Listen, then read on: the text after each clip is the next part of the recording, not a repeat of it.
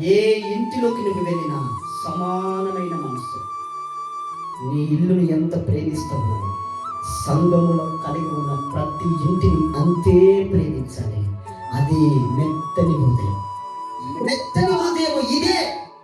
ప్రతి ఇల్లును నీ ఇల్లును ప్రేమించినట్టుగా నీ ఇంటిలో ఉన్న మెతుకును నువ్వు ప్రేమించినట్టుగా పరాయి ఇంటిలో అనగా సంఘములో ఉన్న ప్రతి ఇంటిలో ఉన్న మెతుకును కూడా ప్రేమిస్తావు. నీ ఇంటిలో ఉన్న మెతుకుకు ఒక ప్రేమ, పరా ఇంటిలో పరా కుటుంబంలో ఉన్న మెతుకుకు ఒక ప్రేమ. అది భూమిలో నుంచి వచ్చింది. నీ ఇంటిలో ఉన్నది భూమిలో నుంచి. అది దేవుడు ఆశీర్వదిస్తేనే కదా నువ్వు తింటున్నది.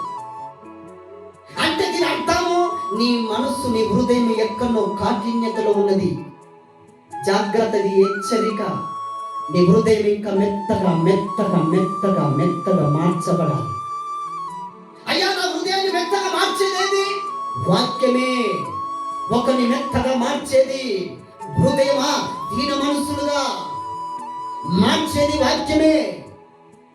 చిన్న పెద్ద పేద ఈ భేదమును తొలగించేది వాక్యమే.